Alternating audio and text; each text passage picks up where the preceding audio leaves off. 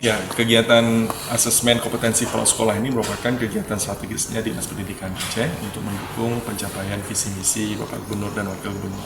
Kita tahu bahwa visi misi Pak Gubernur Musafir Manaf dan Wakil Gubernur Fatullah adalah Aceh maju, Aceh Islami maju, bermartabat dan berkelanjutan.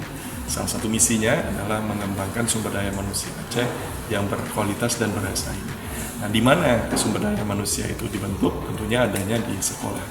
Dan yang menentukan kualitas pembelajaran di sekolah itu adalah kepala sekolah. Nah, karena itu kepala sekolah ini perlu kita seleksi, kita perlu evaluasi dengan cara-cara yang mempunyai prinsip meritokrasi.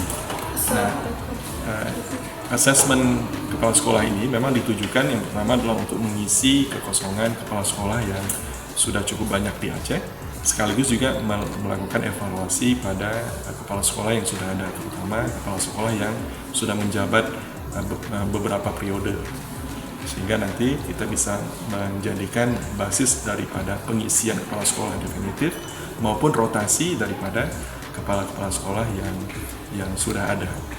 Nah, saya berharap dengan terpilihnya kepala sekolah yang terbaik, nanti kepala sekolah akan memimpin pembelajaran di sekolah. Dia akan memanage sumber daya, memanage keuangan, dana BOS, memanage guru, bahkan juga menciptakan iklim pembelajaran di sekolah itu yang kondusif bagi peningkatan kualitas sumber daya manusia kita, terutama murid, sehingga mereka punya kompetensi dan juga karakter yang memang dibutuhkan pada masa yang akan datang.